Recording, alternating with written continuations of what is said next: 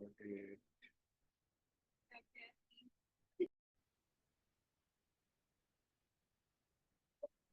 good evening, everybody. We have with us today Professor Pinaki Chakraborty.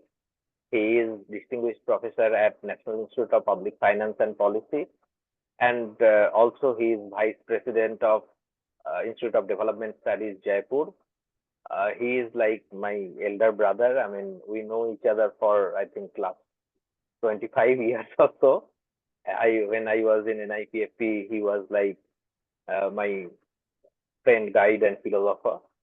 So he was economic advisor to 14th Finance Commission as well, and he has written various articles on issues related to fiscal federalism in general in the country, and particularly issues related to finance commission, vertical and horizontal devolution, and so on and so forth. So I thought now 16th Finance Commission is going to submit its report very soon. It is on, and different considerations are happening, different consultations are happening. People are discussing about various issues vis-a-vis center-state fiscal relation in the country. So it is of our interest as well, because most of us are economics teachers who are teaching in Delhi and surrounding areas, and some of us are also there in the policy making circle. So it would be of our immediate interest, and I could not think of any better person than Pinaki to talk about the issues before the 16th Finance Commission of India. Interestingly, in this issue of Economic and Political Weekly, he has published one article also called Issues Before the 16th Finance Commission of India for your ready reference. So we are immensely grateful to Pinaki for kindly agreeing to deliver this lecture for Delhi Economic Society. Over to you, Pinaki. Thank you very much. Thanks a lot. Thank you, Rujit, for this very generous and very kind introduction. I am very happy to be here. I will today speak about the issues before the 16th Finance Commission of India, which is currently in office. Before I do that, I would like to speak about the role of the Finance Commission on Union State fiscal relations, and also would like to make a brief reference to why Finance Commission report and its recommendations are so important in functioning of the federal system of our country. So when we talk about Finance Commission, unlike in other established federation, India has a very unique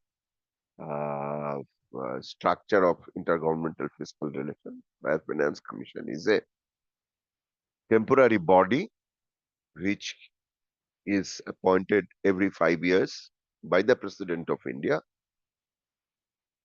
The Finance Commission generally remains in office for 2 years, submits its report, and then goes away. So there has so far been 15 finance commissions in India since independence. And this is the 16th Finance Commission, which is currently working on its report. In other federal countries, there are permanent commissions, like Australian Grand Commission is a very important example in this regard.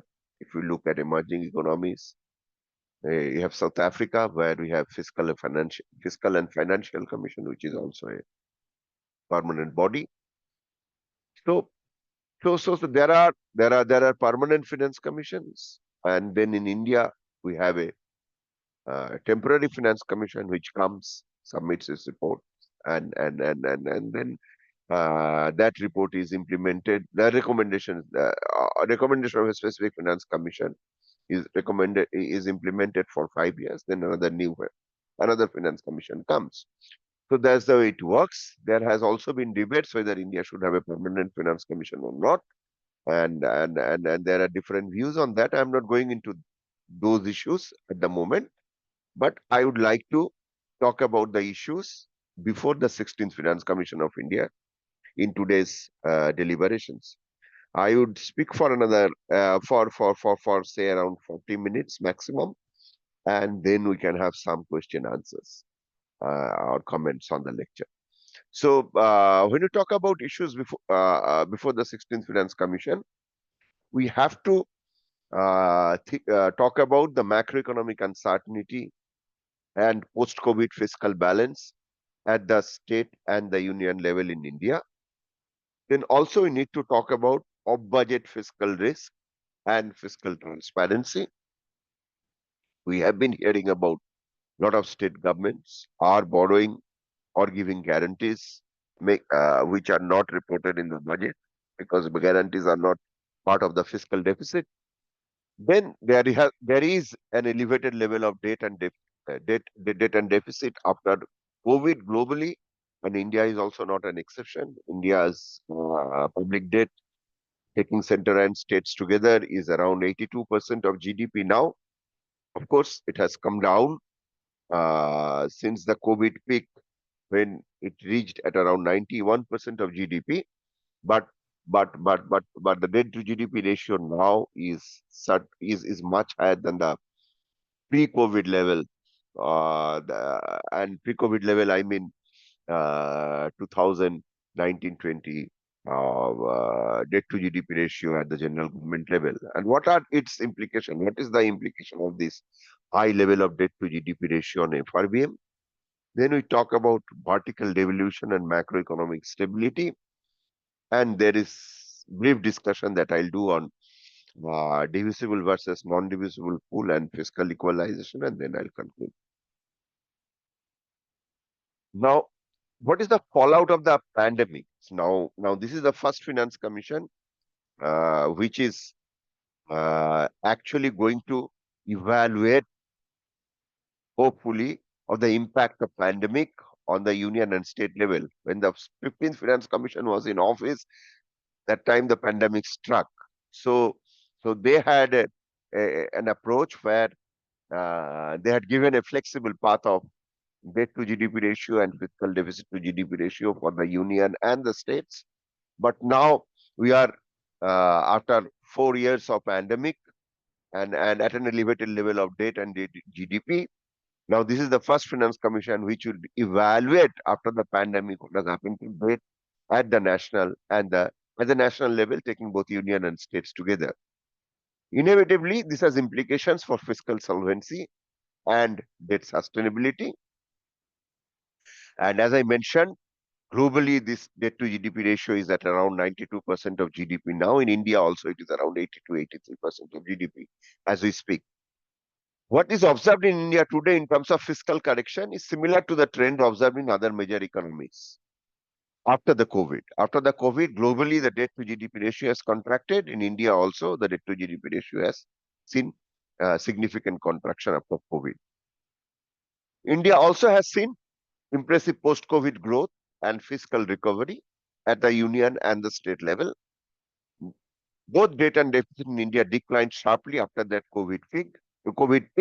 However, currently India's debt to GDP ratio is significantly higher than the pre-COVID level, as I said. What is the medium-term fiscal new normal for public debt in India? That we need to understand given this elevated level of debt and deficit. What is the time frame to achieve the new normal? So that also we need to discuss. And in this context, I would also like to share that in this year's budget in 25-26, Government of India said Government of India is not going to target fiscal deficit, but going to target the debt to GDP ratio and would bring the debt to GDP ratio to 50% of GDP by 2030-31. So that's an important development. So there has been this implies that there has been some change in the way we look at management of fiscal deficit and debt sustainability.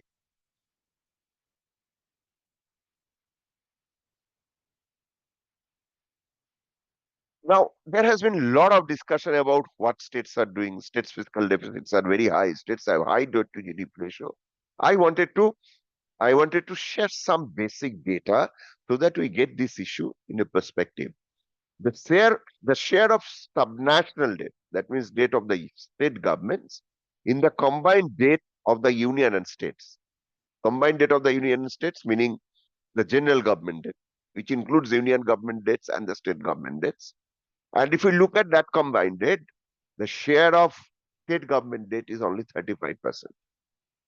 So if we and 65% debt is of the union government. So if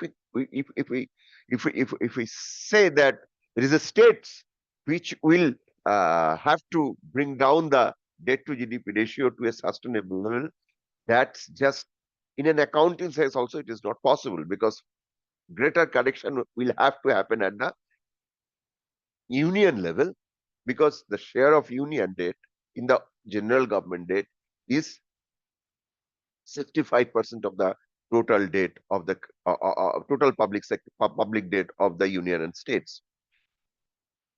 But if we look at the share of subnational deficit, debt is a stock, deficit is a flow. So every year we have a fiscal deficit number. And if we look at the subnational deficit in the general government fiscal deficit, the state share is almost 50%. So there is a difference between the stock and the flow. So if we talk about the stock of, if we see the stock of debt, center has a very high share of fiscal debt compared to the states, which is two-thirds of the total, more than two-thirds of the total debt. But if we look at the fiscal deficit, the share of states' fiscal deficit is almost 45 to 40% of the debt to GDP ratio of the total fiscal deficit. So there is this stock and flow differences also require an asymmetric approach to management of debt and deficit. I think that bigger issue of these stock flow differences of debt and deficit will have to be taken into consideration when we talk about this elevated level of debt and deficit. And there is a limit to the reduction of state debt, and significant reduction in combined debt is only possible with a sharper reduction in the debt of the union government. Other important factor is the asymmetry in debt ratio across states.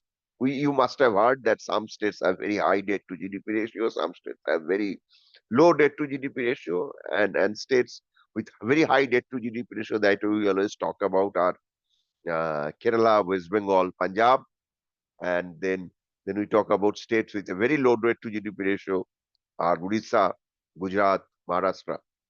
So there are, and this spread of debt to GDP ratio actually varies from something like 18% in Odisha to something like 45, 46% of the GDP, of GSDP in states like Punjab.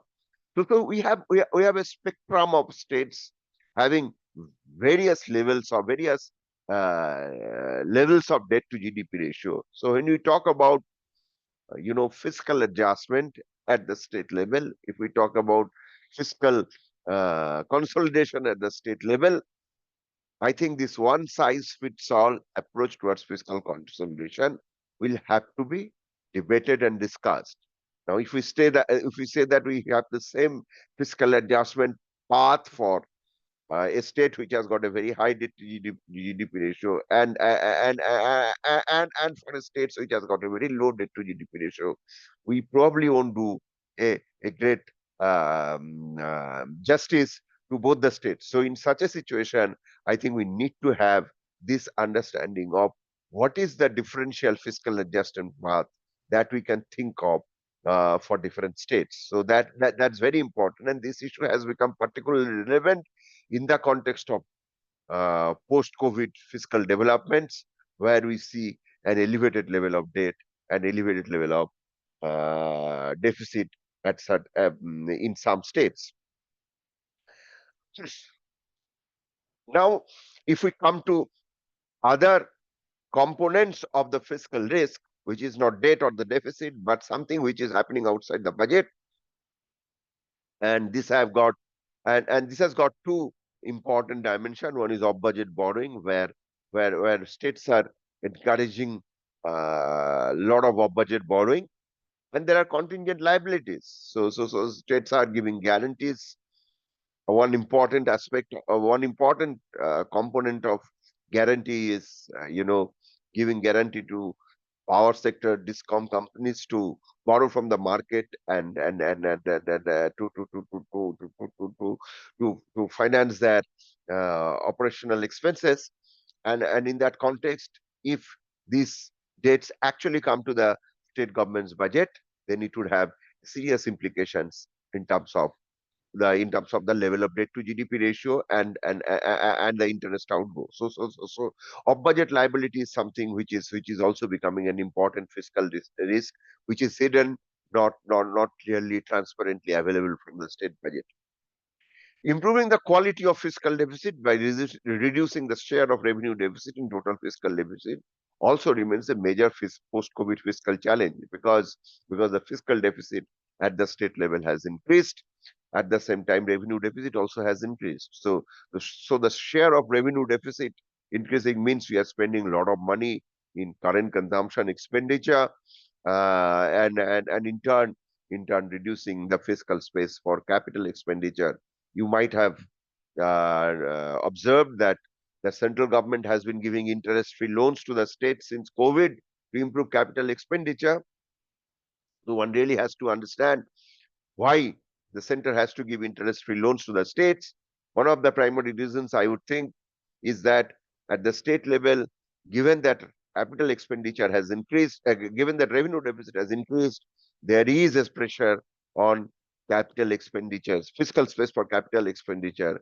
And in order to ensure that capital expenditure capital expenditure does not decline very significantly, state governments, the center is giving interest-free loans to the states. So that is something which is important, because states before COVID actually were having, in most of the years, they were having a revenue surplus, not a revenue deficit. So this is India's public debt to GDP ratio, center, states, and combined. I don't have to explain this to you. So our combined debt to GDP ratio, which peaked at 91%, as you can see this green graph, and then it showed a sharp decline. But if you look at the overall debt to GDP ratio, this remains significantly higher than the pre-COVID level. Now, when we talk about asymmetries in debt to GDP ratio, and the issue that I was mentioning uh, a while ago, you have to understand the overall macro, big picture of debt to GDP ratio of the state. So we have this four quadrant diagram. So you have got this first quadrant where we see these states: Madhya Pradesh, CG, Chhattisgarh, and Odisha. So these are the three states which have very low per capita income. So per capita income is on the x-axis, and then when their outstanding liabilities on the y-axis.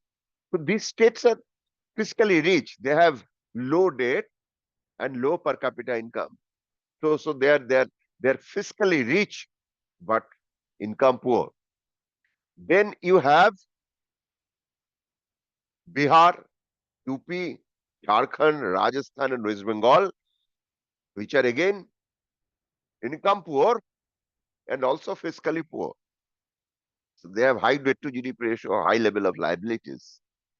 And then you have a set of states on the rightmost axis, rightmost corner, that is Punjab, Kerala, Andhra Pradesh, Tamil Nadu, and Haryana, the states which are income rich but fiscally very poor.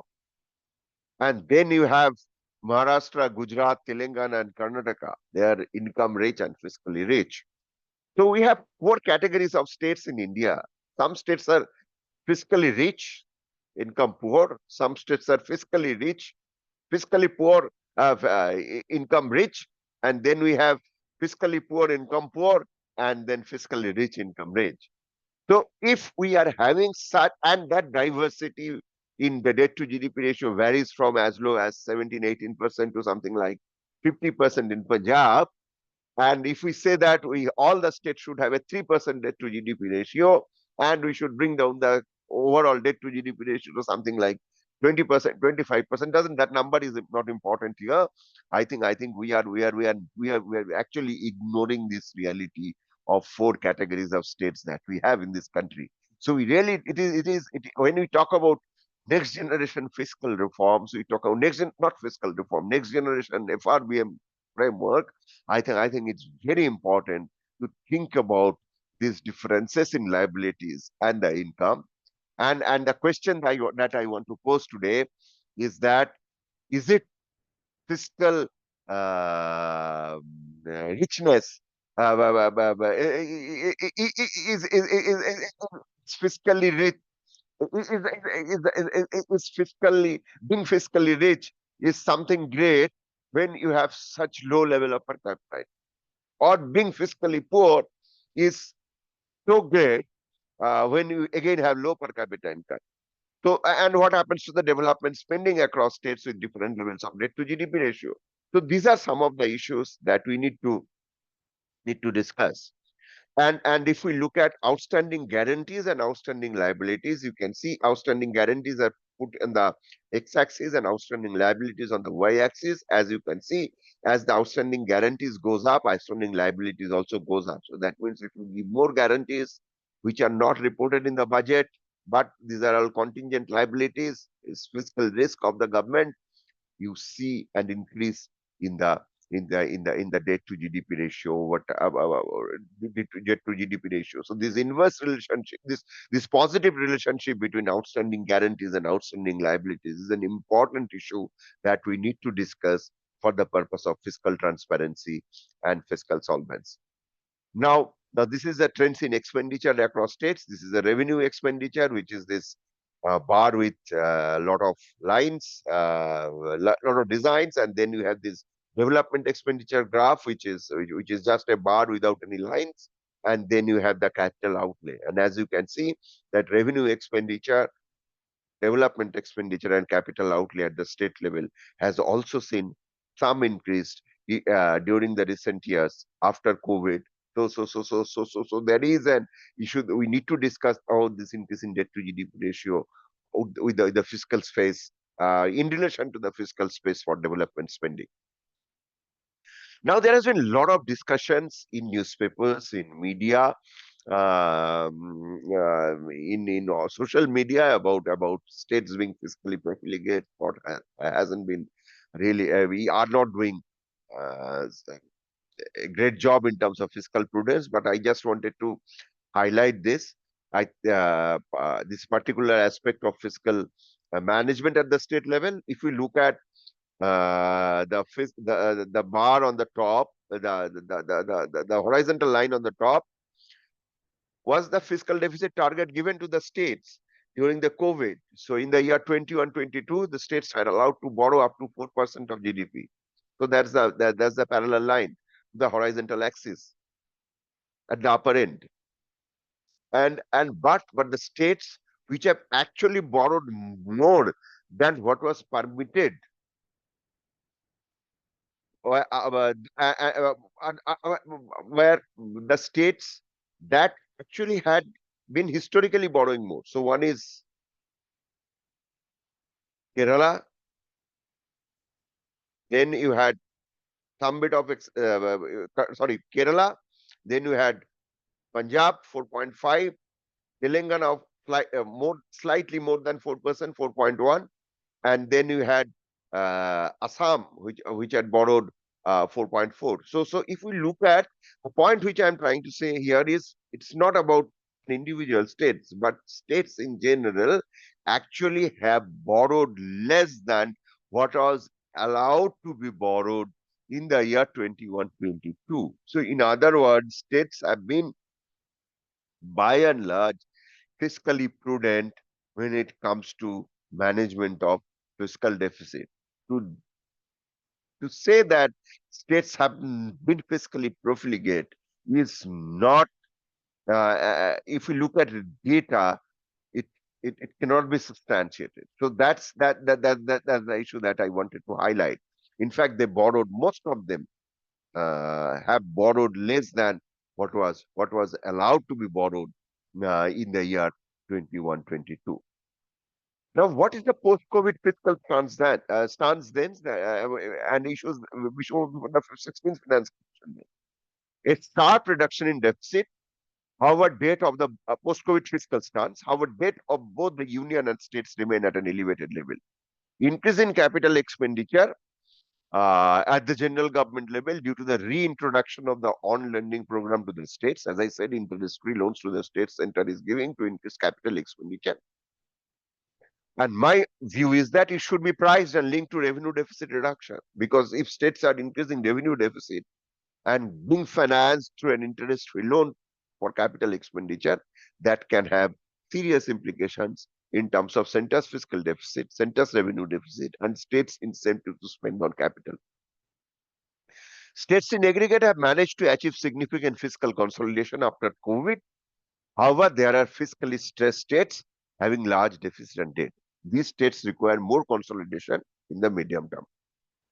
So, given these three issues, post-COVID issues highlighted above, I would say the Finance Commission needs to consider a flexible fiscal framework focused on capital expenditure. They shouldn't too much worry about revenue deficit, fiscal deficit, etc., particularly when center has started targeting deficit, the debt, not the deficit. So similar framework should be adopted for the states.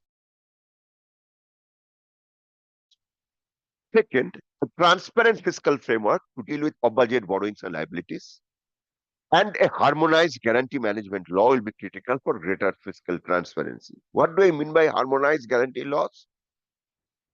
If we look at States Fiscal Responsibility and Budget Management Act, all the states have a provision for guarantee management.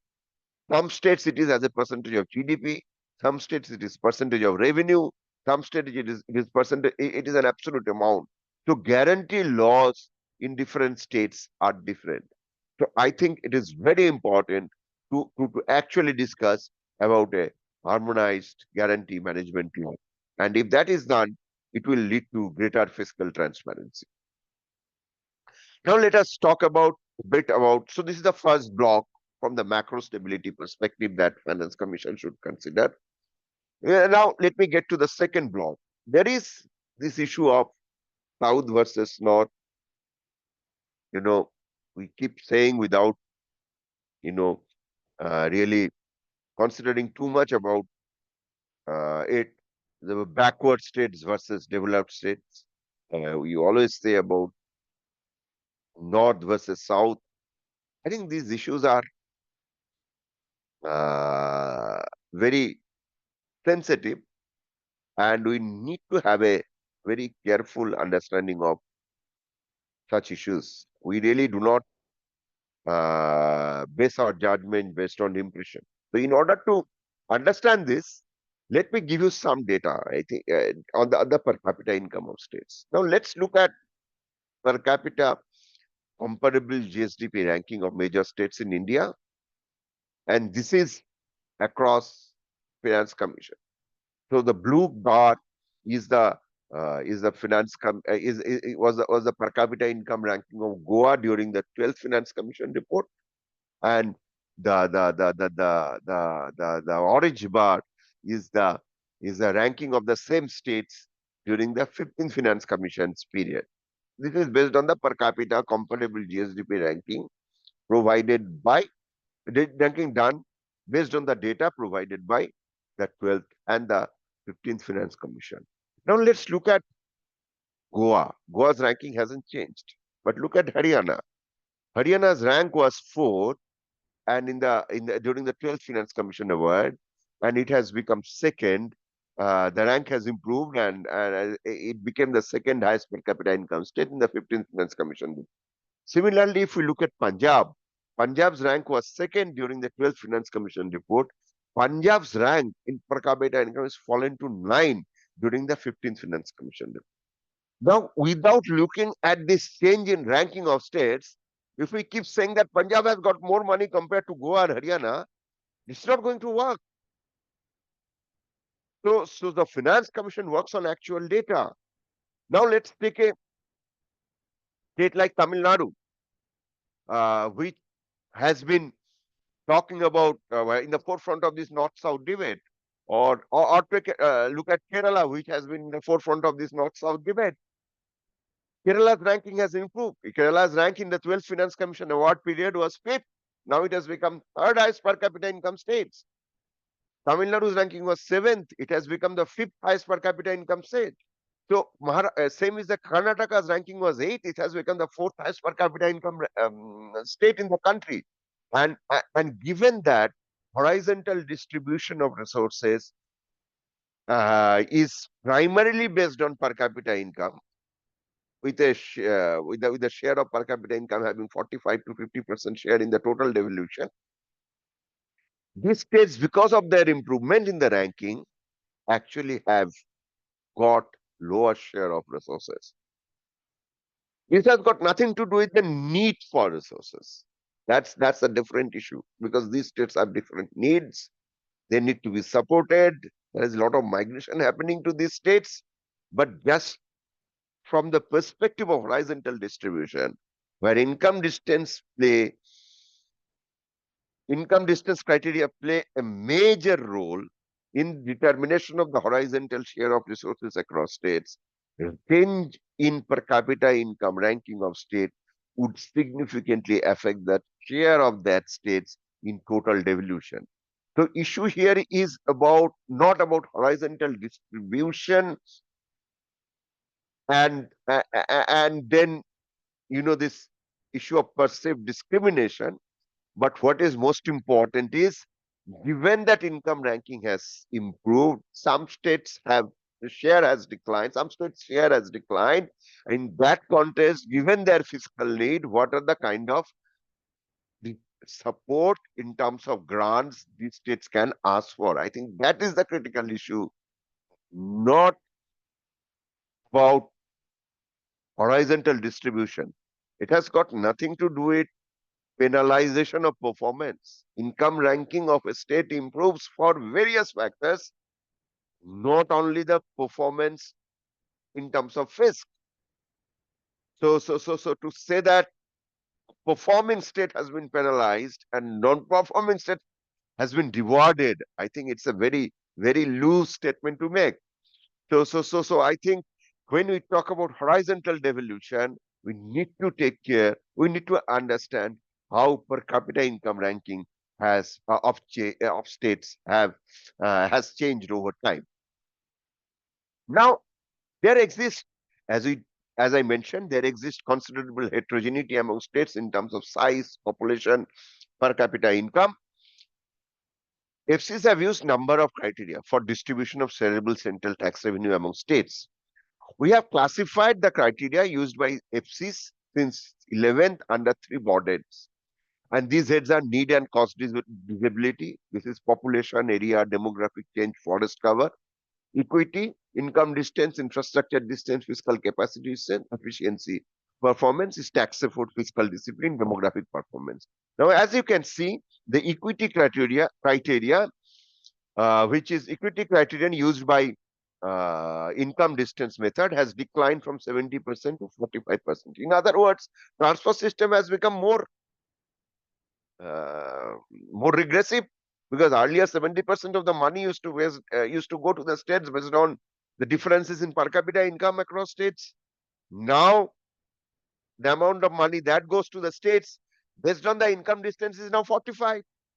So on the face of it, if we look at, it appears that progressivity has declined. Now, if that progressivity has declined, how that translated into total devolution to across states in terms of horizontal shares? Now, let's look at the states. So, first column is the per capita ranking of states. So, 1, 2, 3, 4, 5, where you have in the 12th Finance Commission, Goa, Punjab, Maharashtra, Haryana, and Himachal Pradesh. Their share was 8 point. So top 5 per capita income states got 8.152% of the total money that Finance Commission transferred in terms of tax devolution. And in the case of 15th Finance Commission, there is this Goa, then Sikkim, Haryana, Kerala, Karnataka. So Maharashtra uh, became a middle income states. Himachal became a has become a middle income states. Sikkim and Karnataka moved up the ladder in terms of per capita income. But apart from that, what is most important to look at, the top five per capita income ranking state share has declined from 8.152% of the total devolution to 7.439%. So in other words, element of progressivity, though it appears that because of the horizon decline in income distance, it declined. But if we look at top five per capita income states, their per capita income share has declined. Now, if we look at the bottom 10 per capita income states, you would see their share also has declined 57% to 54%. So who is benefiting out of this redistribution? It is the middle income states. And these middle income states are the states who also are very vocal about about center state fiscal relations and perceived discrimination. So the point here is that I think redistribution has reached a limit where successive finance commissions have really decided implicitly that beyond 55-57% of the total resources, uh, giving beyond 57-55% of total resources to the low income states would not be feasible, and in turn the devolution formula as evolved resulted in a redistribution where the maximum benefits went to the middle income states. There's a threshold that has been achieved for the low income states, and progressive and there is a redistribution happening from both the low and the high income states to the middle income category states, and I think we need to address this. And if we are really talking about redistribution, I think redistribution has reached its political limits. So if redistribution has reached its political limits, then what about fiscal equalization? If we say that we need to provide more resources to the poorer states to stop migration, to provide development services, provide fiscal space to make a lot of capital investment, I think it's not going to work unless we address this issue in a fundamental sense. So, so that's the second block that I wanted to present. And last block, very briefly, I think there is other issue that you must be reading about it all the time about centrally sponsored schemes. And if we look at centrally sponsored schemes constitute something like a very significant part of the fiscal deficit of the union government, and union also has a large revenue deficit. And since these are all grants to the states, unless we restructure centrally sponsored scheme and actually trust the states to do their own expenditure function rather than doing major CSS, I think center will not be able to manage its revenue deficit. I think, but that doesn't mean that center should not do centrally sponsored scheme. Centrally sponsored scheme should be limited to very few national priorities, say for poverty, say for education, say for health, say for public service, critical public service deliveries. But most of the centrally sponsored schemes should be restructured and transferred to the states. So so so so I would just uh, say some of the way forward, some ideas. Since high uh, some issues related to development policy and conclusions. And the first issue that I will say, make a difference between the strategic needs with fiscal implications and fiscal expenditure need for socio-economic development.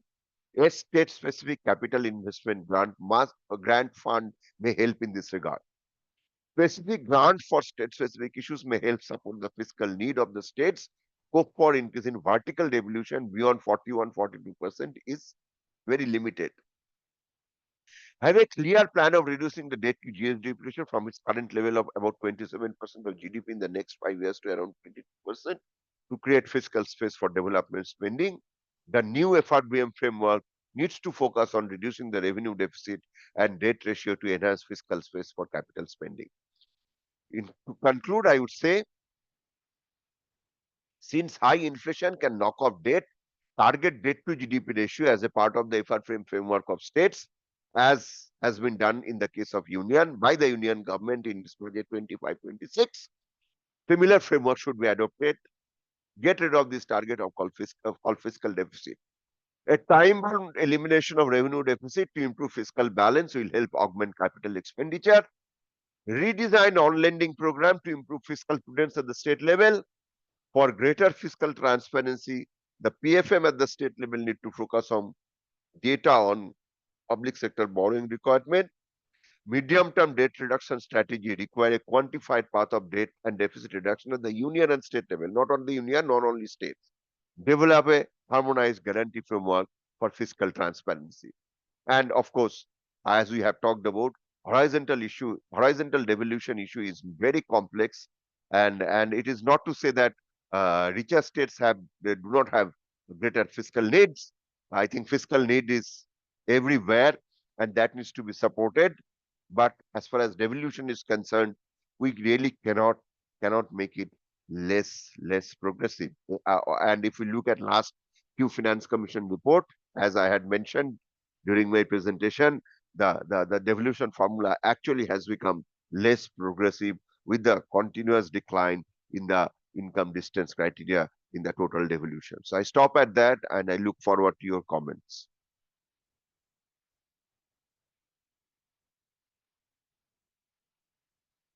Thank you very much, Pinaki. Thanks a lot. It was extremely interesting. Let's see if there are questions or comments.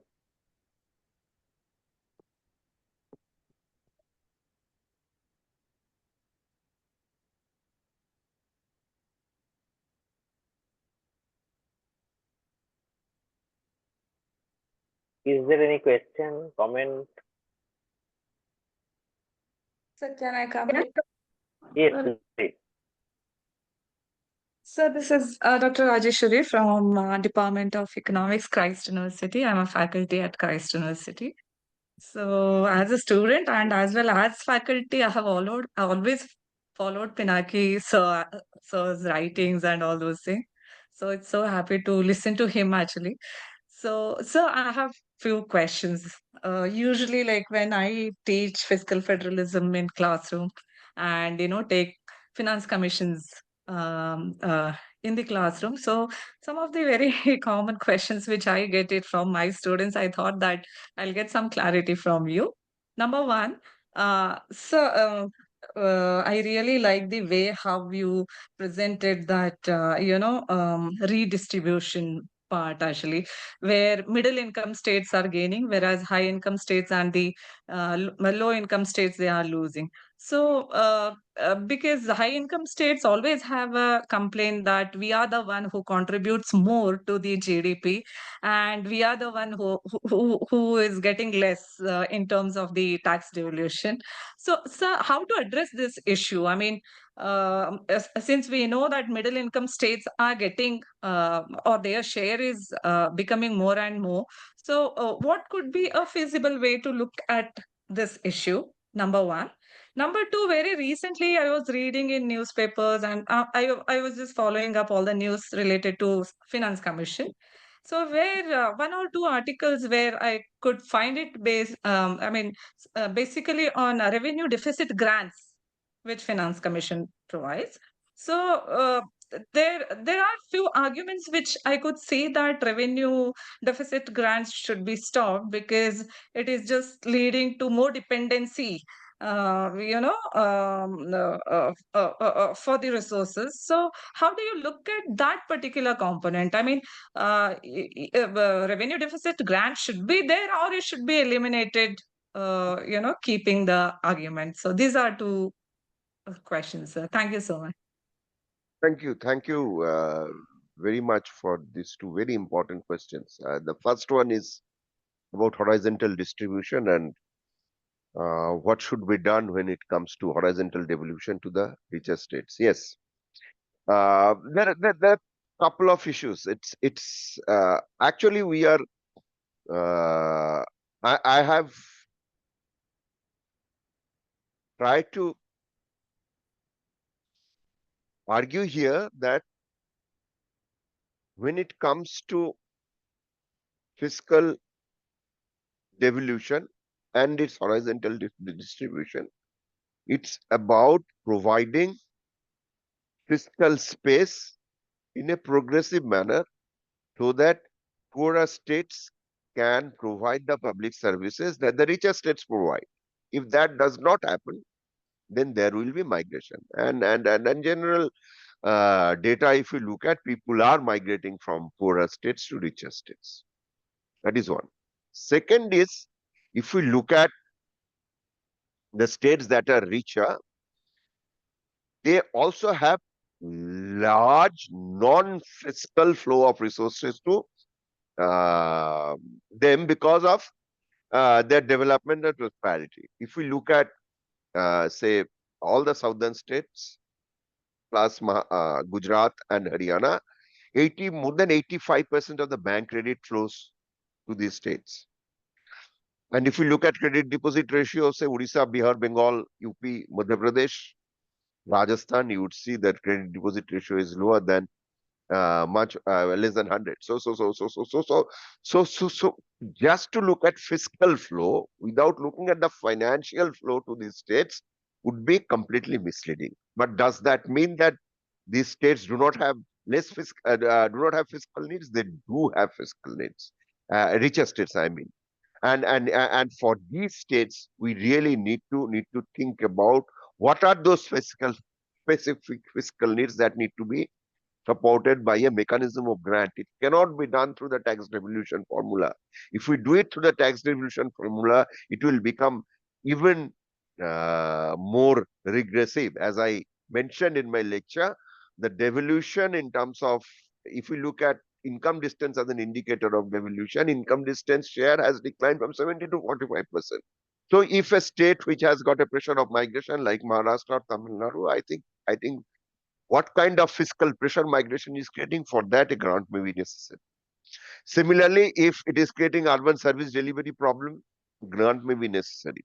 But to say that I will try to address their fiscal need through the devolution formula, I think that would lead to a serious problem of fiscal redistribution. So that's what we should not be doing. That's the first point. It's only an answer that I tried to give. It may satisfy you, it may not satisfy you, but that is what I feel. Second issue that I wanted to highlight here is the issue of the revenue deficit, which is linked to your second question. Revenue deficits are given once Finance Commission assessed the expenditure need of a state. And that expenditure need, if not covered by the tax devolution, then a revenue deficit grant is given. So to say that I'll give a tax devolution, but I would not give revenue deficit grant is just not a feasible option at all. If we have assessed the revenue deficit of a state and then we say that, look, I have given you tax devolution, but I will not give you revenue deficit grant. So if my expenditure requirements are X, my revenue is Y, and X minus Y is my revenue deficit, and a part of the revenue deficit is covered only by tax devolution, can I leave that gap uncovered? That gap cannot be left uncovered. So to say that we'll not give revenue deficit grant, to my mind, it's not feasible. But that discussion is happening. But I don't think practically it is possible to do. Thank you. Thank you so much, sir. Any Namaskar. other question? Sir, can I ask? Yes, sir. Sir, I want to know that it is Can you appropriate. kindly introduce yourself to Pinaki? sorry. Myself, Dr. Manju Dalal. I am associate professor and teaching in BPS Mahila Vishwavidyalaya from Sonipat, Haryana. I am. So, sir, I want to ask that is it appropriate to fixed limit of FRBM for all the state at the same level? Some states have, as we all know, that some are highest per capita income state like Haryana, and some are like Chhattisgarh, Jharkhand, Bihar, low per capita income state. So, my question is that is it appropriate or is it okay that all states should reduce their deficit to 3% fiscal deficit, revenue deficits should be zero? So my question is this, sir. Yeah, thank you. Thank you for your question. I think you have raised a very important point. It's very states are at different levels of fiscal capacity. So and to have a one size fits all FRBM framework may not work. But we also have to understand the fact that policy also needs to be simple. So in that context only, I was suggesting that since different states have different levels of debt to GDP ratio, if we drop fiscal deficit and target debt to GDP ratio, that would give the flexibility. And center has already done that for its own FRBM framework. So from that point of view, it will be always better to target debt to GDP ratio rather than fiscal deficit to debt to GDP ratio. I have a paper in EPW with one of my colleagues in NIPFP, Dr. Resham Nagpal, which actually discuss this issue. You may find this paper. You will be this is there in EPW budget issue this year. Okay, thank you, sir. Thank you so much. Thank you, sir. Thank you. Samohita, you were writing something in the chat box. Samohita, are you there? Yeah, she is talking about indirect taxes and its Yeah. regressive nature. Yeah, Right. but yeah, this is generally true, but in Indian context, most of the indirect taxes are collected by the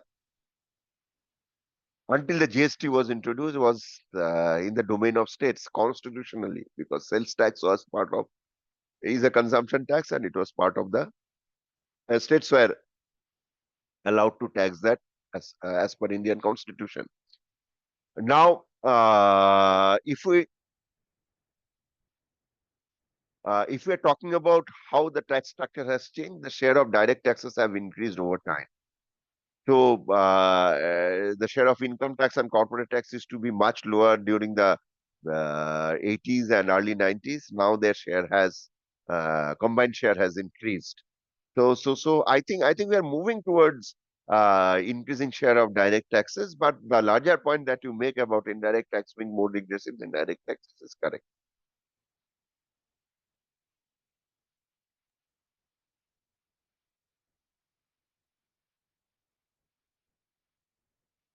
Anything else?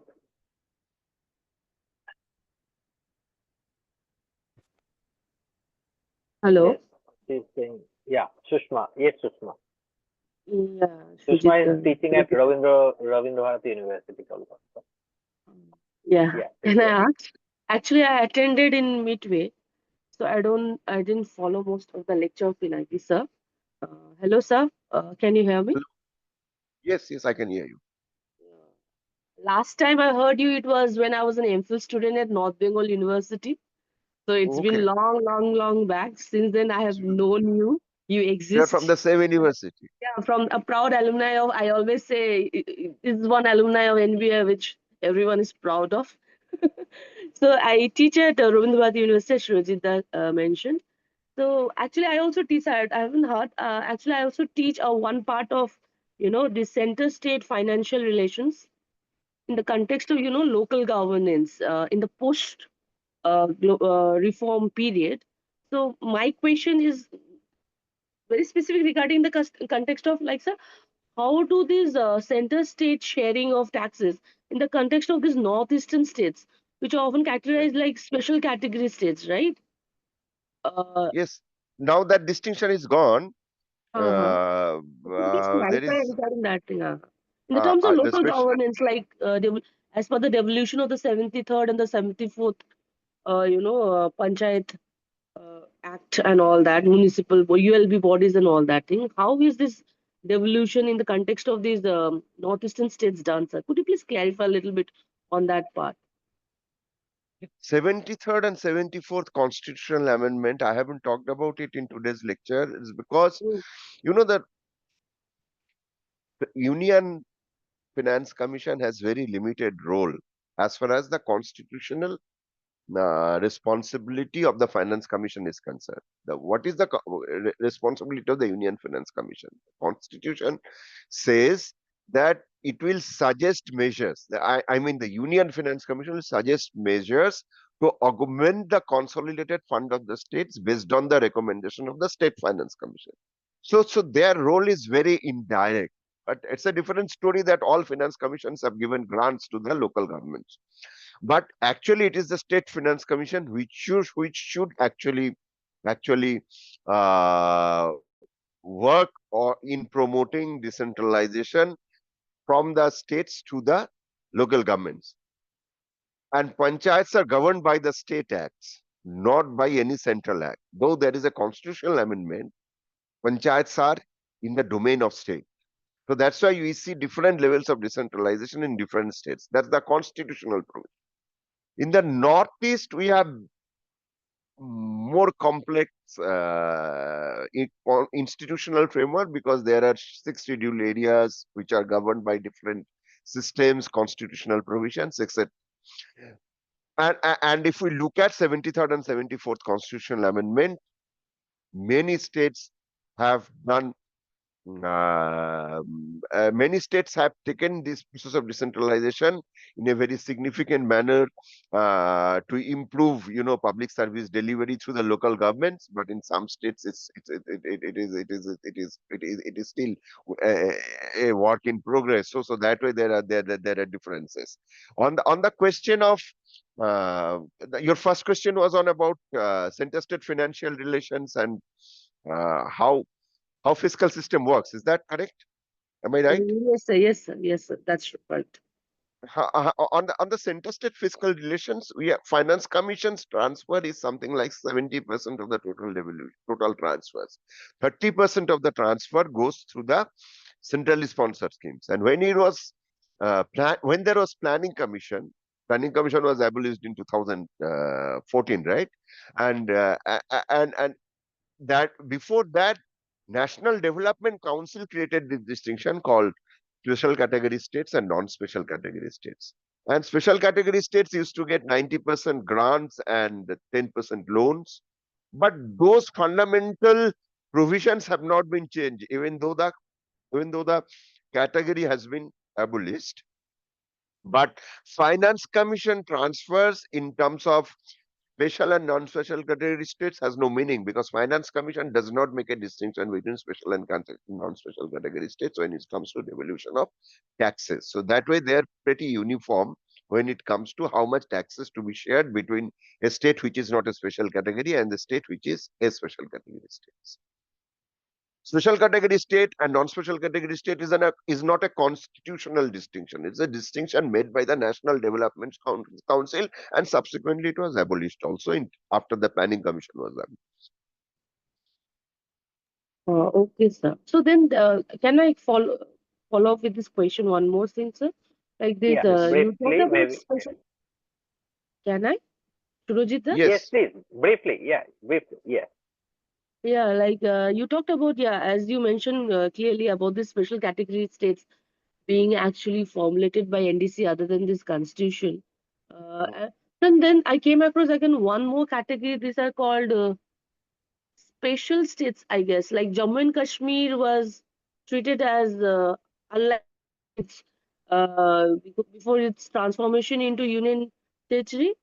So which was also abrogated, right? After this article, the Article 370 was abrogated, and then the special category status of this Jammu and Kashmir was also abrogated. So what is the difference between these in terms of, is it only applicable in case of tax collection and financial transfers, or does it have another simple meaning also? Like when we designate this, when JNK was also a special category state. mm, So it was a special category states, but Article 370 was a different provision.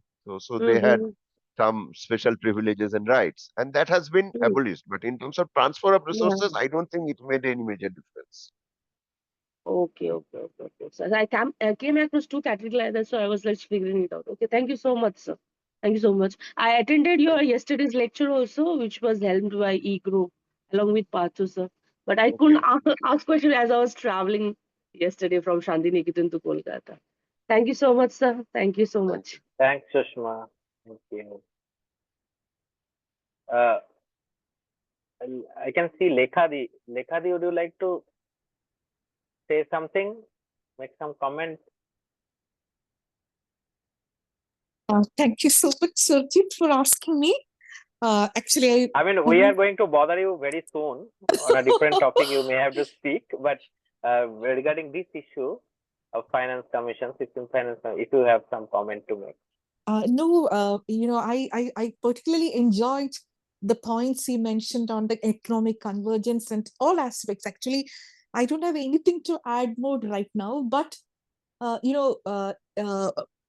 think Pinaki has not spoken about specific issues related to climate change and power sector reforms. But in our in-house meetings, he has spoken about those issues. So maybe if he likes to take a call on that, that's all I want to say about that the subnational debt linking to the structural reforms and the energy transition and how the intergovernmental fiscal transfers matter for those transitions which is happening in the energy transition.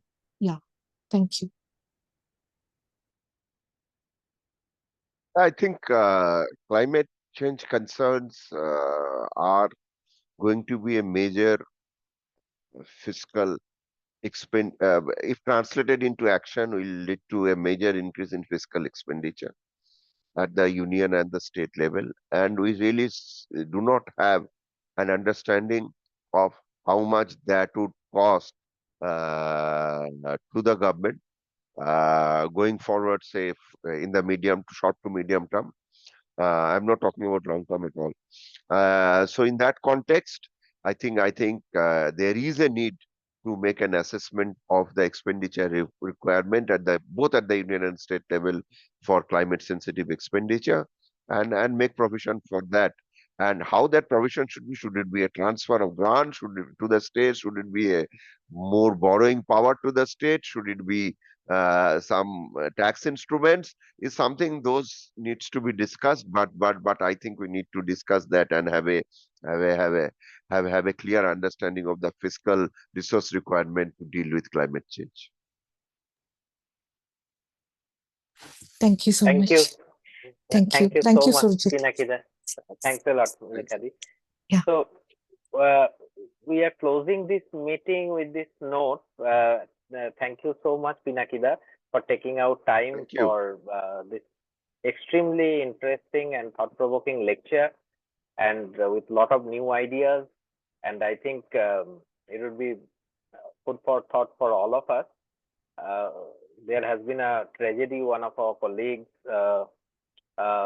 is no more and personal friend, so we had to go for that. So I thank you doubly, because under this situation, instead of canceling this meeting, you actually wanted to deliver the lecture in scheduled time. So we are really grateful for that as well. Now we are closing this meeting. We would continue these discussions in future also, and we are really grateful to Pinaki, Professor Pinaki Chakraborty. Thank you so much. Thank Thanks you. all. Thank you, Shirojit. Thanks. Thank you. Thank you so Thank you much. very much. Thank you. Thanks. Thank you so much, sir. Thanks. Thanks. Thank you so much Thanks. for organizing this. In fact, I had a lot of questions, but yeah, maybe since I saw your mail ID, I will just try to Yeah, please. send you. Yeah. Maybe you Thank can you. send him one email and take an Yes. appointment and come and meet him one of the days. to Yes, discuss in but detail. I stay in Bangalore actually. I work in Oh, Bangalore campus of Christ University. So I see. yeah, Okay. I think of course I can leave a Yeah, mail to you sir. can send me an email and Yes. I'll answer all the questions. Yeah, Thank you so much, sir. thank you. Okay. Thank Thank you. you. Bye. Thanks all. Bye. Bye Bye. bye. Bye.